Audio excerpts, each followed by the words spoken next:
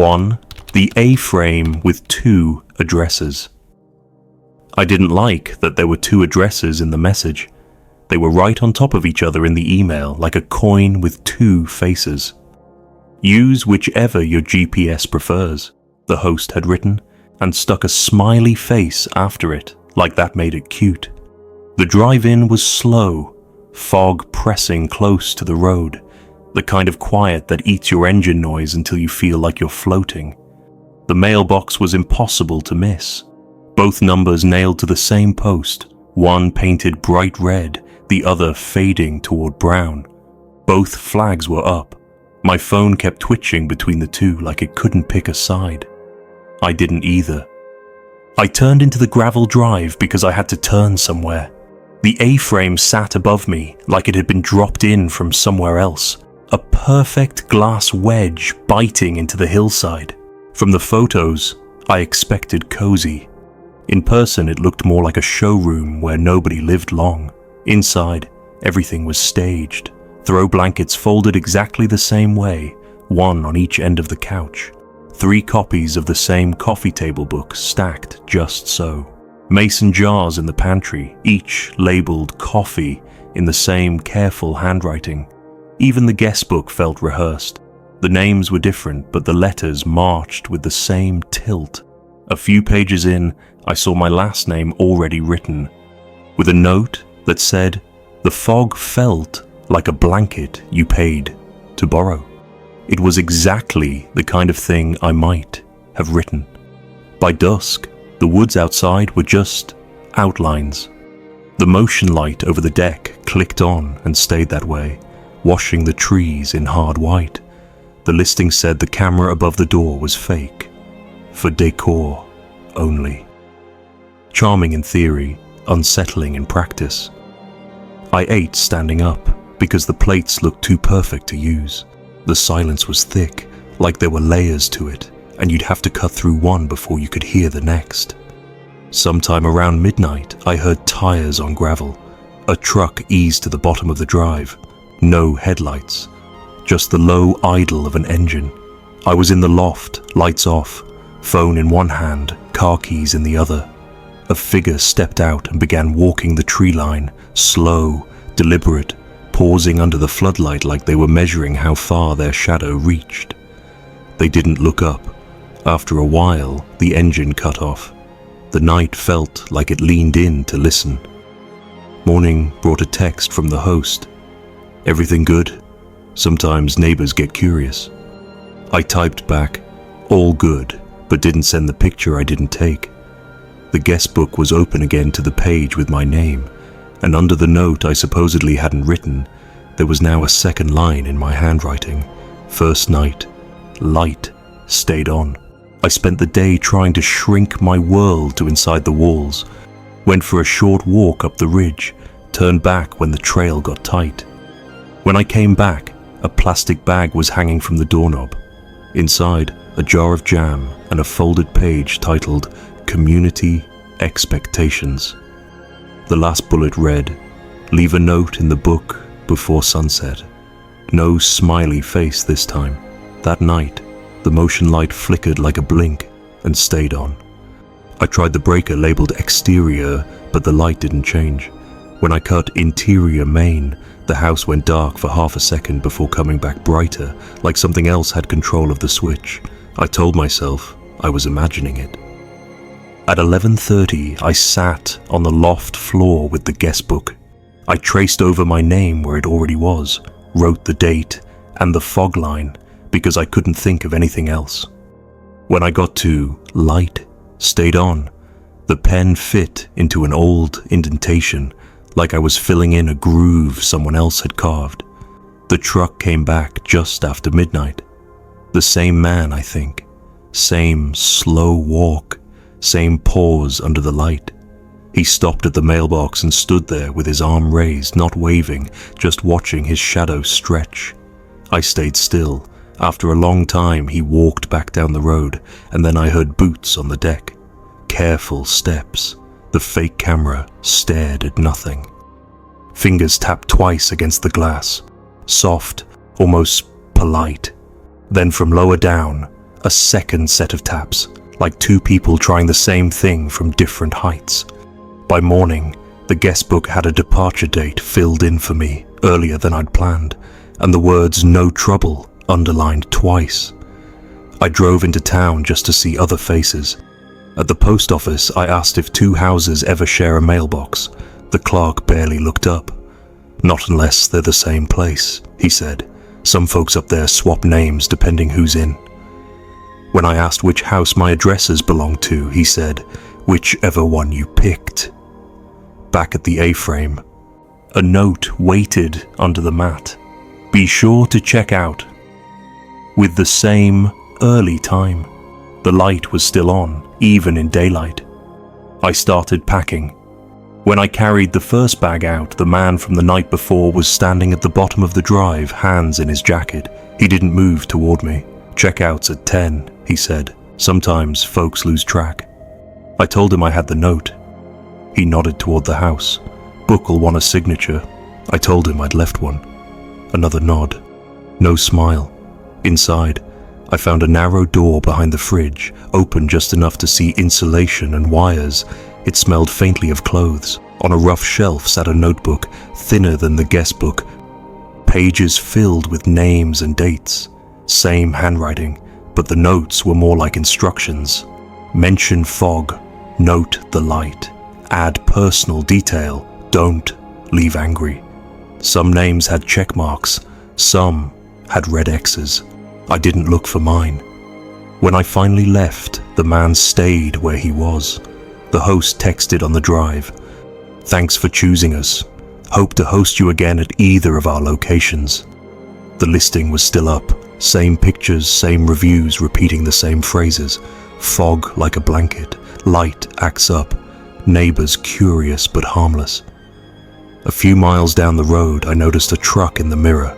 Boxy, old, no plates. It didn't crowd, didn't pass, just followed until the county line, where it turned off without a signal. That night in my apartment, a bright white light slid through the blinds, too sharp to be street lamp glow. I told myself it was nothing. Still, I lay there thinking about the guest book, about the empty line waiting for my name to be written in again. 2. The basement suite. That breaths. Cold, I rented the basement suite because it was cheap, and the listing promised quiet, private entrance, host upstairs, rarely home. I'd been working on the road for weeks and didn't want another motel room. The photos made it look clean, functional, the kind of place you could disappear into for a few nights without feeling watched. The stairs down from the gravel drive were narrow and damp, edged with moss that caught at my shoes. That smell hit me halfway down. Bleach and whetstone, sharp and sour at the same time. It was the kind of smell that doesn't just hang in the air but lives in it, deep enough you could scrub for a week and never get it out. Inside, it matched the listing almost perfectly. Small kitchenette, low ceiling, one bedroom tucked off to the side. But there was a door next to the fridge, narrow and painted the same beige as the walls. The paint around the knob was rubbed down to bare wood, as if hands had gripped it again and again. The listing hadn't mentioned it. The handle didn't turn. The host was friendly enough in her messages, told me she traveled a lot, that I'd probably never even hear her upstairs. That first night, I lay in bed, scrolling my phone, and noticed the air cooling. Not the slow, natural chill of evening, but a sudden drop, like something mechanical had kicked on. I checked the thermostat. 72 degrees, locked in place. No vents near the bed, yet I felt a faint draft on my face. When I tried to sleep, I kept hearing it. Breathing. Not mine. Mine was shallow and tight from thinking too much about it. This was steady, a little damp at the edges like someone sleeping nearby. I traced the sound to the wall above the kitchenette, where a vent cover sat slightly crooked. I told myself it was the furnace pulling air, though the tone of it, wet, almost personal, didn't feel like any ductwork I'd known. Around 3 a.m., the sound changed. Not louder, just closer, Then came the soft rattle from the locked door, like metal brushing metal, not a knock. A key turning gently, testing. I slid the deadbolt on my own entrance and sat at the kitchen table with the overhead light on until daylight seeped down the stairwell. The next afternoon, the host texted, "Hey, please don't adjust the vents. Our system is sensitive." I hadn't touched them. I almost wrote that, but stopped. I didn't want to start anything. That evening, I stayed out late. When I came back, the stairwell light was on. My key stuck a little in the basement door, and when I stepped inside, I saw the utility door was open, just 2 inches, but enough to show a strip of black that the light didn't touch. On the floor beside it was a folded wool blanket, a capped water bottle, and a paperback novel with its cover bent back from being held too long. I didn't go near it. I went straight to the bedroom and shut the door, though I kept hearing the faintest sound of someone shifting their weight, fabric moving, the slow exhale through a nose. The thermostat still said 72, but my breath smoked when I laughed at my own paranoia. By the third night, the cold came earlier. I sat on the couch pretending to watch TV, listening to that breathing keep time with mine. Sometimes it fell a half-second behind, like whoever it was needed to match me and couldn't quite get it right. At midnight, I put my ear to the utility door. Nothing. I almost walked away, but then came the softest click from inside, like a fingernail tapping wood. My hand was on the knob before I thought about it. It turned freely this time, but the door felt heavier than it should have, like something leaned against it from the other side. I let go. The next morning, a note was taped to the inside of my entrance door. Call before using laundry. There was no washer or dryer in my suite. That afternoon, I drove 30 miles just to be gone. When I came back after dark, the blanket and book were gone, and the utility door was closed again. But a new thing waited. One of my shirts, the one I'd left folded on the bed, now hanging neatly on the back of a kitchen chair. I hardly slept. The breathing was slower now, deeper, and the cold seemed to move with it, like each exhale carried winter into the room. At 2:47 a.m., I heard the unmistakable sound of bare feet on the kitchenette tile. I didn't get up. I didn't turn on the light. I lay there with the covers pulled up, telling myself if I didn't see it, it wasn't there. When I woke, everything was where it had been, except the guest binder on the counter was open to a page with rules I hadn't noticed before. Tenants must not obstruct airflow to or from utility access. In the margin, faint pencil handwriting read, "Somebody still here." I tried the handle on the utility door once more before leaving for good. It turned easily. The space beyond was small, barely a closet, but the air was colder than the rest of the suite and heavier somehow. The smell of bleach was stronger, but underneath it was something human, skin and old clothes. On the floor was the paperback. It was open this time, its spine broken to a chapter titled Below. When I told the host I was checking out early, she sent a thumbs-up emoji and nothing else. As I carried my bags up the stairs, I looked back once. The door to the utility space was closing, slow and steady, without anyone visible on the other side to push it. I drove away with the heat blasting, but it still felt like the cold came with me, sitting quiet in the back seat, waiting. 3. The lakeside cottage with mirrored windows. The lake was low that winter, drawn back into itself until the shoreline looked like something that had been chewed down to bone. Mud flats spread where water should have been, pale and cracked, and the stumps of long dead trees stuck out like knuckles breaking through skin. The cottage sat just above the slope, glass facing the lake, its photos making it look like the kind of place where a person could vanish for a week and come back quiet and repaired. The listing mentioned professionally tinted privacy glass, as if it were a luxury, Inside, the world through the windows looked slightly dimmer, as if the day gave out a little earlier here than anywhere else. I didn't mind. It felt private, like I could do anything without being seen. I learned the first night that privacy meant nothing once the sun went down.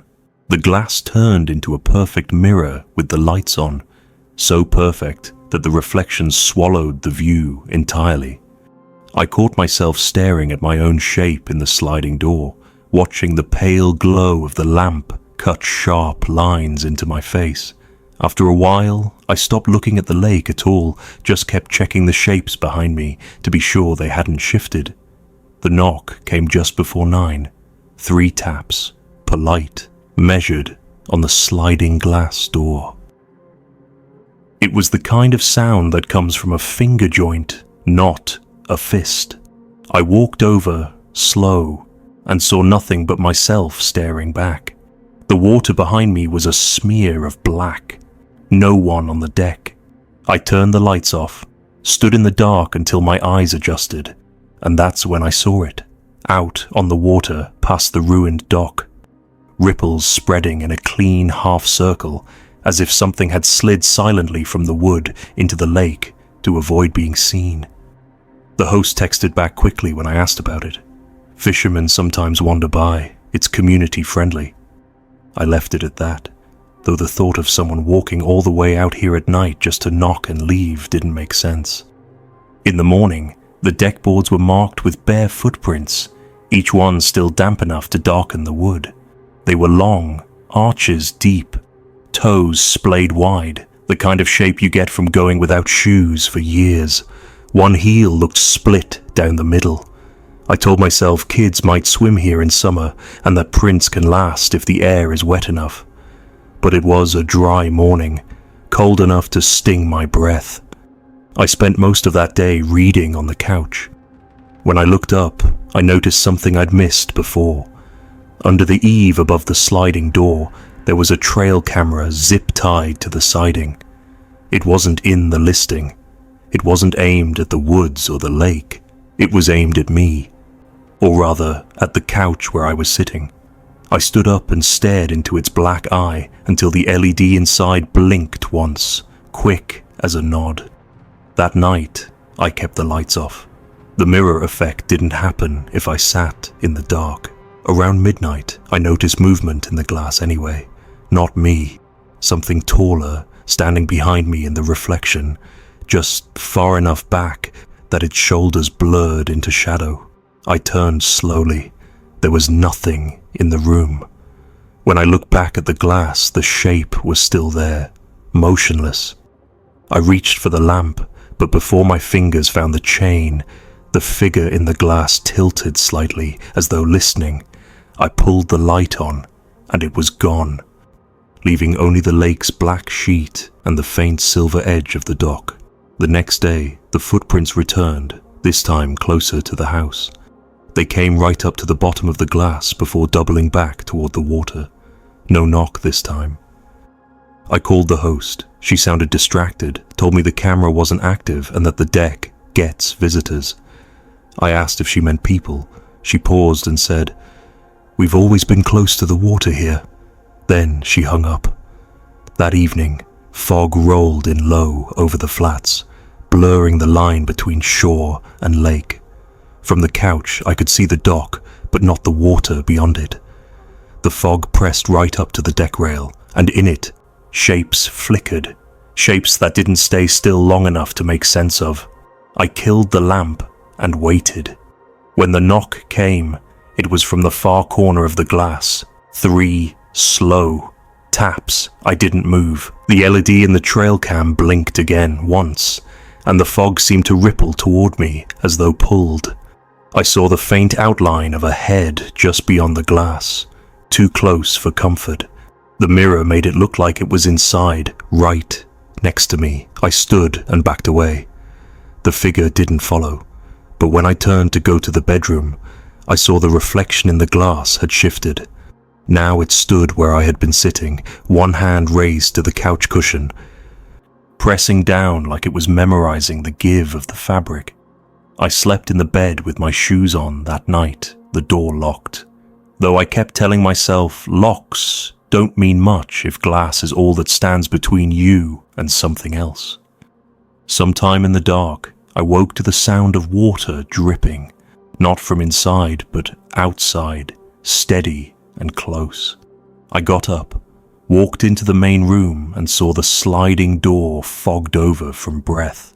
One long streak cut through it, as though a finger had drawn a slow line from top to bottom. The host didn't answer my call in the morning. I packed fast. When I stepped outside, the fog was gone and the lake lay still.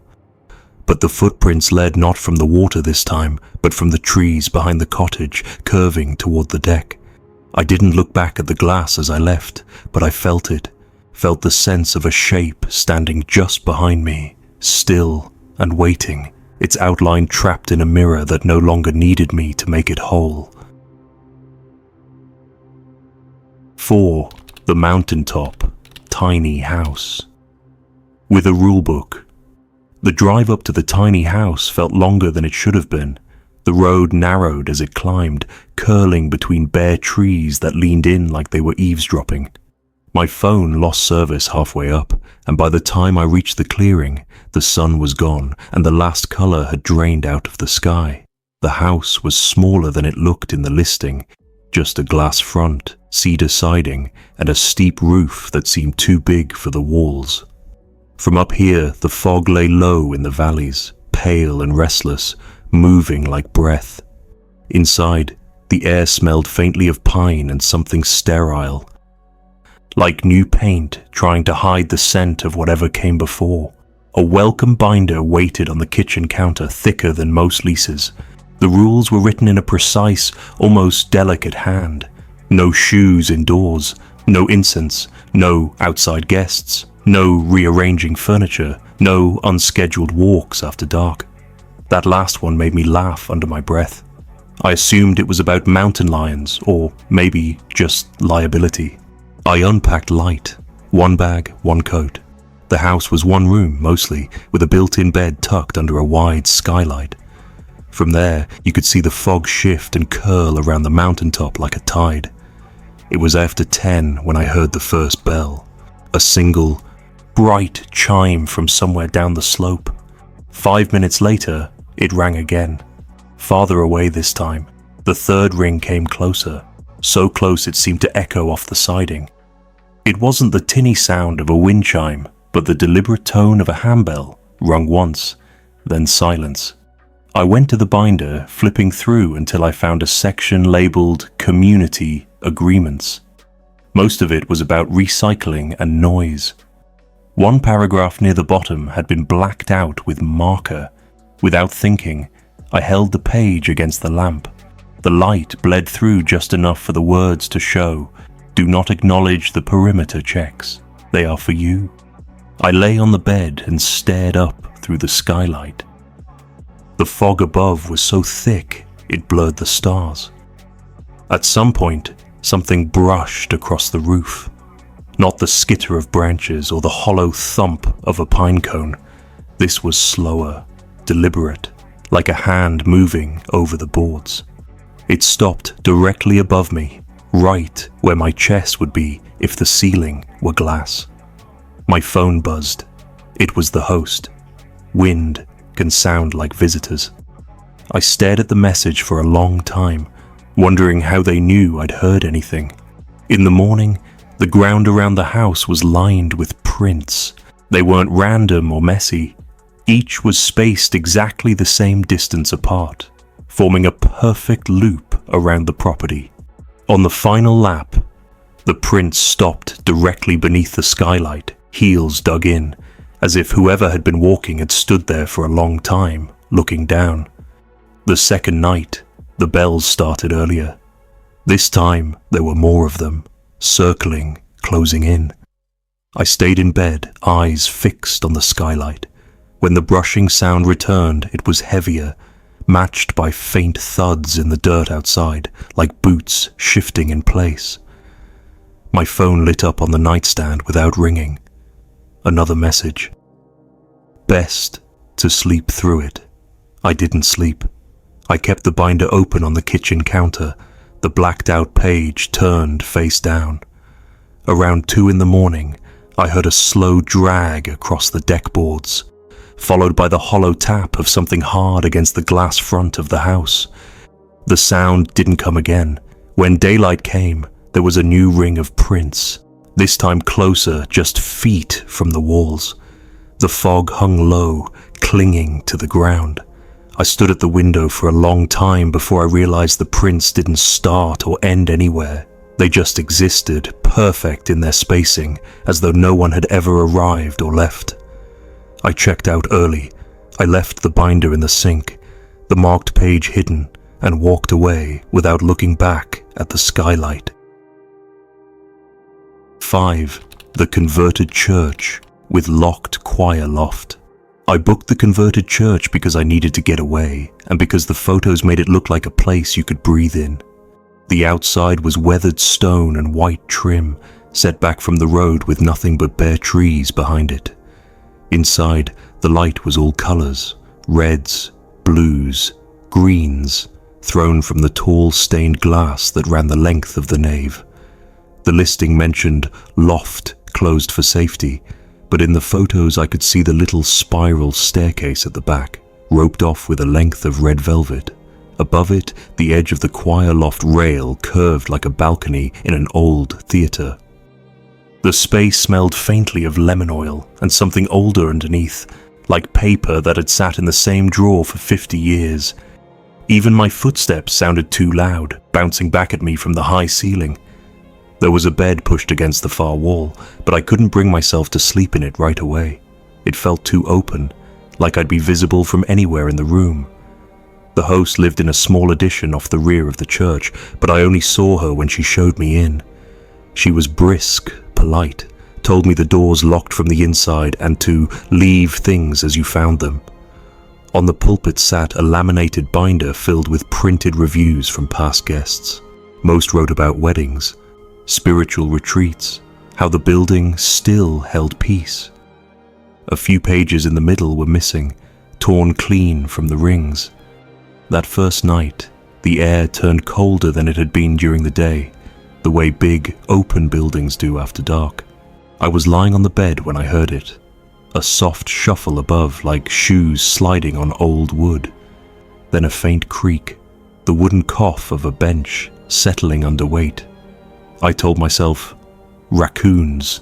Churches can get animals in the rafters. I turned over and tried to ignore it. But a few minutes later, a sound rose up from the loft. It wasn't words, not exactly. More like someone humming without committing to a melody, searching for a single note and holding it when they found it. The pitch wavered, as if whoever it was kept glancing at me between breaths. I sat up, stared toward the rope across the spiral stairs. The red velvet drooped slightly in the middle, as though it had been handled more than once. I ended up lying on one of the pews that night, wrapped in a blanket. The bed felt too exposed, too far under that open space above. I woke sometime after midnight to a change in the light. The stained glass had gone darker, the moon hidden, leaving only the lamp by the door casting long, uneven shadows across the floor. That's when I saw it. On the pulpit stood a hymn book, upright, open to a page I hadn't touched. The title at the top read, Watchman of the Night. Across the edges of the book, where the paper met the air, 5 dusty smudges marked where fingers had held it. Just fingers, no palm, as if the rest of the hand didn't want to make contact. In the morning, I asked the host if animals ever got up into the loft. She didn't meet my eyes when she said, we check often. Locks help. Then she changed the subject, offering me coffee I didn't want. That night, I noticed the velvet rope had been untied on one side, the knot loose, ends draped over the stair rail. I stood at the bottom and looked up, but the loft was dark. The air smelled faintly of dust disturbed. On the first step was a single footprint in the fine grey powder that coated the boards, heel, toe, and a pause between, like someone had stood mid-step deciding whether to continue. I sat in the pew closest to the stairs, the one where I could see the rope and the top of the loft rail. Hours passed, and I kept telling myself nothing would happen if I didn't give it reason to. Just before midnight, a low vibration ran through the floor, like someone had leaned their weight on the railing above. I tilted my head back, but the darkness up there was thick. Then came the sound again, that same searching hum, closer now, directly overhead.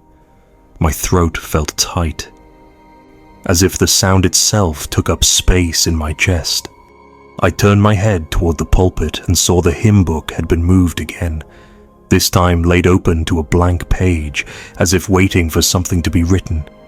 I didn't sleep that night. I kept the lights on and sat with my back to the wall until dawn bled through the stained glass. The colors seemed duller that morning, as though some of the light had been taken. The third evening, the host didn't appear at all. I made tea and sat near the door, watching the rope at the stairs. Around 10, the bells of a church in the valley below began to chime the hour. By the time they finished, the hum had started, low, almost under the threshold of hearing, but enough to pull my attention up toward the loft. The rope was gone, just gone. The spiral staircase was clear, no barrier between me and whatever was up there. I saw movement then, something slight, like a shift of weight from one foot to another, just at the edge of the rail. I didn't go up. Couldn't. I moved to the pew farthest from the stairs and sat down, my hands locked together to keep from shaking. After a while, the hum stopped.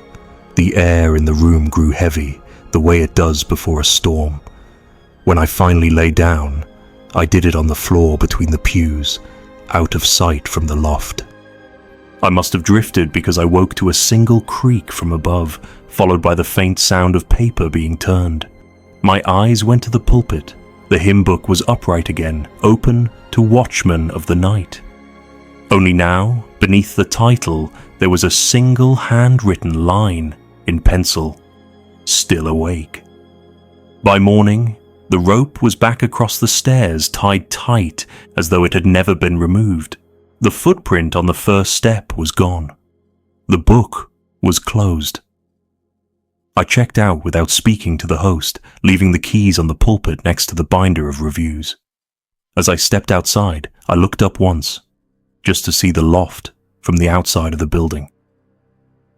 The narrow window up there was clouded with dust, but in the center was a clear oval about the size and height of a face, where someone had pressed close enough to watch. 6.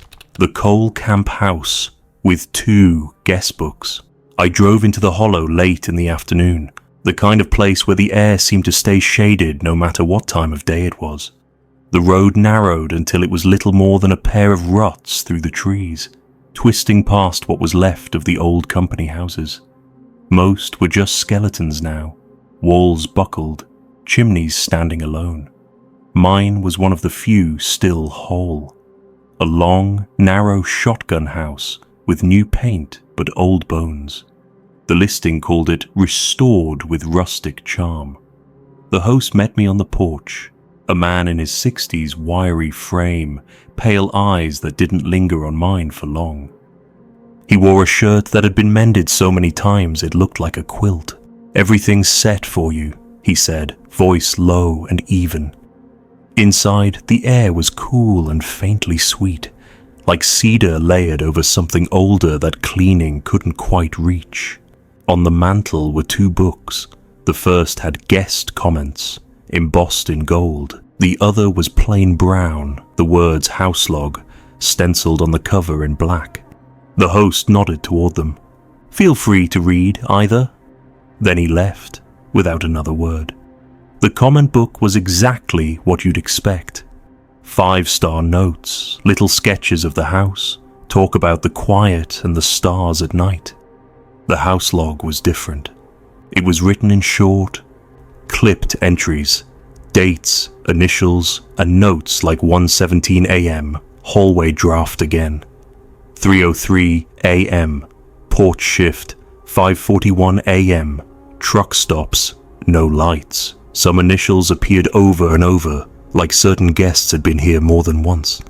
That first night, I sat on the porch until the sun was gone and the woods went flat and black.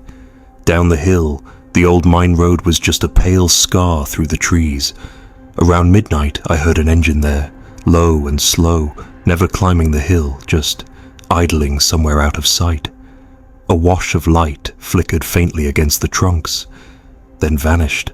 The sound died away, leaving the kind of quiet that makes you aware of your own breathing.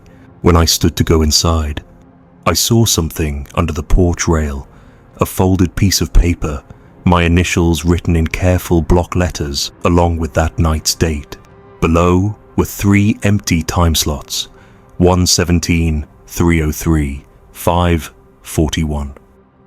I told myself the host was eccentric, maybe an archivist of noises. I left the paper where it was and went to bed. At exactly 1:17, a cold draft rolled through the hallway like water spilling forward. No door opened, no window rattled. It carried with it a faint smell of damp earth and coal dust, like the mines were breathing through the floorboards. I pulled the blanket tight and stared at the ceiling until my eyes burned. At 3:03, the porch boards flexed under weight. One slow step, then nothing. The stillness afterward was heavier than the sound had been. At 5:41, the engine returned, closer this time but still hidden below the bend in the road. The idling stopped, and someone exhaled just behind the screen door. The mesh fogged in a small circle and cleared again. I never touched the pen in the log, but in the morning, the paper had been filled out in my handwriting. Same slant, same pressure. Beneath the times was a final line. Guest, aware now. The second day I wandered the hollow, walking past the ruins of the other houses. Some still had numbers nailed crooked above the doors. Most were just open frames, wind moving through them. I wondered how many of those logs had been filled with the same times.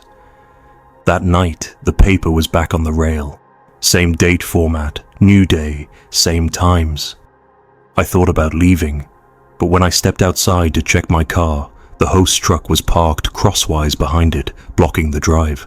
At 1:17, the draft came again, colder than before. I heard something faint inside it this time, a sound like fabric brushing wood, the slow scrape of a shoe sole on the floor. At 3:03, the porch shifted twice, the second time lighter, like someone changing stance. At 5:41, the truck came all the way up the hill, lights off. The engine cut. Boots crunched on gravel until they stopped at the door. This time, there was no breath on the mesh, just a long stillness, like someone listening for me. The morning's log entry read, "Stays inside, watches, not ready yet." Again, my handwriting. On the third night, I stayed in the front room with the lamp on, both books on the coffee table. I didn't plan to sleep. At 1:17, the draft slid through, but didn't pass all the way into the room. It stopped at the threshold, as if held there. At 3:03, the porch groaned under more weight than one person could make. Something brushed the screen door, light and deliberate, like a hand feeling for a weak spot. At 5:41, no truck came. Instead, the sound of footsteps moved along the side of the house. Slow and even, stopping beneath the bedroom window before continuing to the back. When I checked the log in the morning, there was no paper this time, just an open page in the book, my name at the top, and under it, "Ready now." I left without speaking to the host. The hollow closed in behind me as I drove away, the road twisting until the house was gone from sight. Some nights, I wake, for no reason at all, look at the clock, and see 1:17 glowing in the dark. And I wait, listening, wondering if somewhere, in some book, the rest of the night is already written down. 7 The riverside cabin with borrowed photos. The road to the cabin ran parallel to the river for most of the way, close enough that when I rolled my window down, I could hear the current slapping at rocks and tree roots. The water was fast. The color of coffee left to sit too long, churning with late winter runoff. Sycamores lined the banks, their bark peeling in ragged white curls that reminded me of sunburnt skin. It was the kind of landscape that looks still in photographs but moves constantly when you're in it. The branches creaking, the water hissing, the wind pushing in short, restless bursts. I'd booked the place on short notice. The photos in the listing made it seem like the kind of weekend retreat you might stumble into and never want to leave. Bright light across honey-colored floors, a soft couch with throw pillows that actually matched, a bed dressed in a quilt that looked handmade. The description promised private river access and secluded charm. Two things that sounded better to me than company. When I pulled in, the first thing I noticed was the slouch of the roofline, the way the whole structure seemed to lean back from the water as if it were bracing itself. The front steps sagged under my weight, and the door scraped the floor when I pushed it open. Inside, the couch was the same one from the photo, but it slumped inward, its cushions flattened to the shape of other people's bodies. The rug was patterned, but the faint outline of a dark stain showed through no matter which way I brushed the fibers. The river access path was barely a path at all, just a suggestion in the grass that ended in a wall of briars and a drop-off to the muddy bank. I put my bag in the bedroom and froze when I saw the quilt. I knew it. I'd stayed in another cabin 2 counties over that had the exact same one. A faded green and white pattern with one corner frayed open, blue thread sticking out like a pulled vein. In the kitchen, a single mug sat on the counter. It was white, chipped at the rim, with a faint coffee ring inside. I remember drinking from that same mug months earlier, hundreds of miles from here. The idea that these photos might have been borrowed from another listing settled into me like cold water. I tried calling the host to ask, but my phone signal dropped in and out, the call ending before it ever connected. I sent a message instead and got nothing back. By dusk, the river looked darker, heavier. I made dinner from the groceries I'd brought, ate at the table by the window, and let my eyes drift to the opposite bank. That was when I saw the light.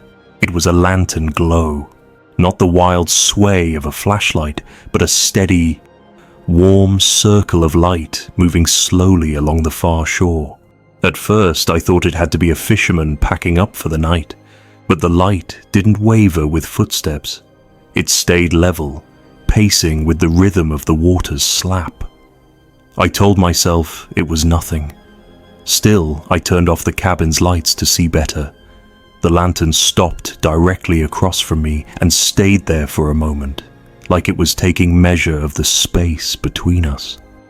Then it began to move again, but not along the bank. It came across the river. There was no bridge, no boat that I could see, just that glow, bobbing at the exact height and pace of a person's walk until it reached my side. My eyes tracked it without meaning to, my breath slowing. It stopped at the window, level with my face. There was only the glass between us. I couldn't see who held it, if anyone did, just that steady glow filling the space where a head might be. My phone buzzed, a text from the host. "So sorry. Bad reception out here. Is everything good?" I snapped a photo of the lantern and sent it back.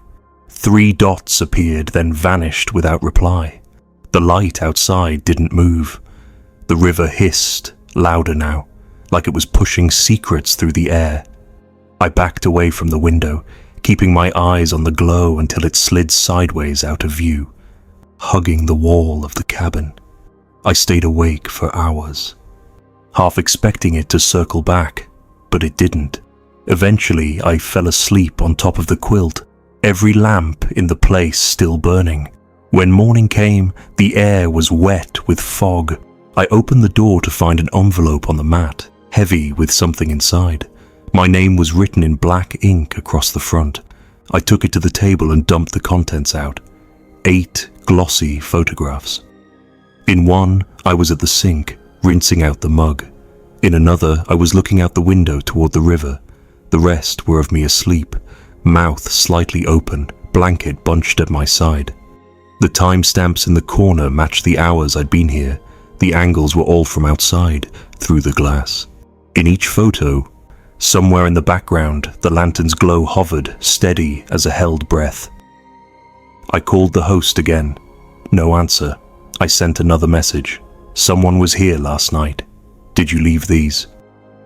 No reply. I told myself to pack up and leave, but the fog made the road in and out of the hollow vanish into white, and I didn't trust myself not to miss a turn and end up in a ditch. I stayed. That night, I kept the curtains closed. The river's voice was louder in the dark, a constant shushing rush. Around 9, I heard a faint tapping on the glass, like the click of a fingernail. I didn't move.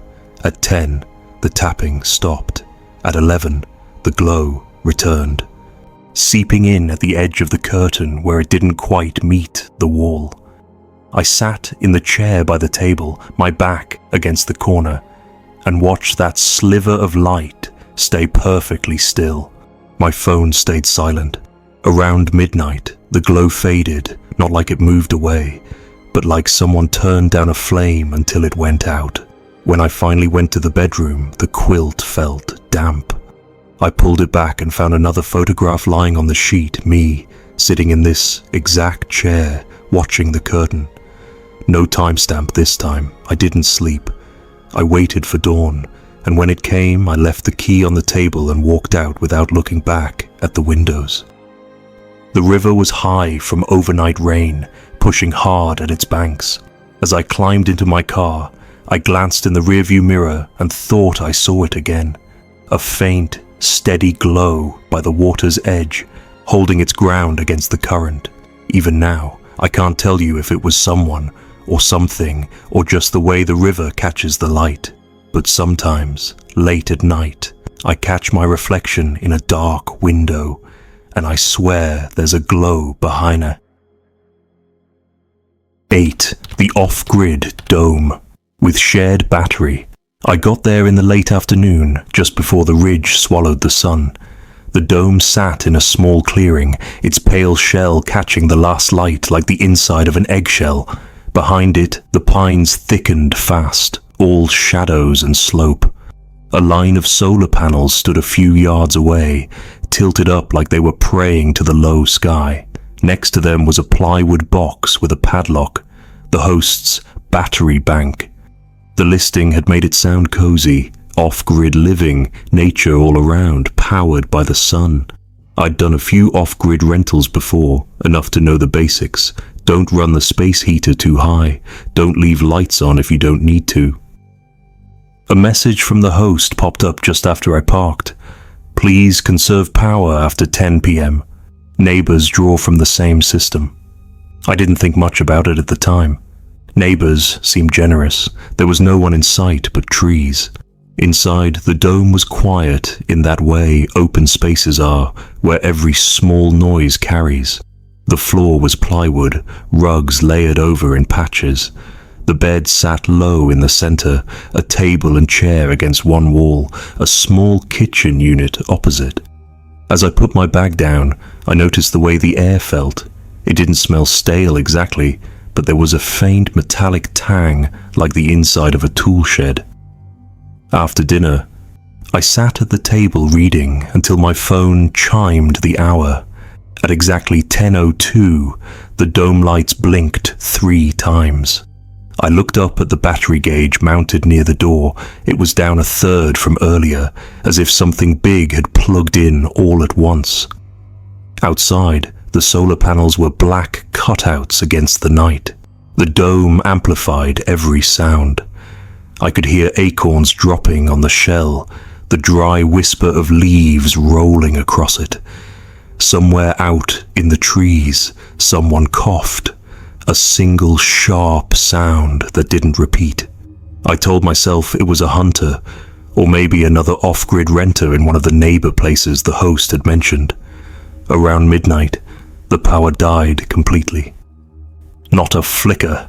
Just gone, leaving me in a dark so heavy it felt like an object. My phone light seemed smaller than usual, barely pushing back the black.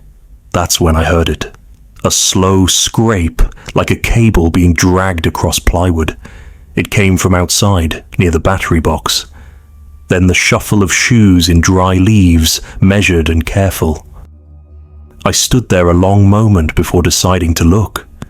When I stepped out, my phone beam cut across two thick extension cords running from the battery box into the trees. They didn't follow any of the marked trails on the map. I crouched to touch them, warm under my hand, almost too warm for the night air. I followed them a few steps, just far enough to see they disappeared into the pines like lines on a page that never ended. Before I could go farther, my phone buzzed with a message from the host. The storm drained us. Should be fine by morning. I hadn't seen or heard any storm, but I went back inside anyway. The power was still out. The battery box outside felt warm too, as if someone's hands had been on it recently. I lay in bed and listened. Every now and then, I thought I heard a faint hum through the ground, like a current running away from me. At dawn, I took the cords again, this time following them deeper into the woods. The air smelled different out there, damp, with an edge of rot, and under it all, the smell of something lived in.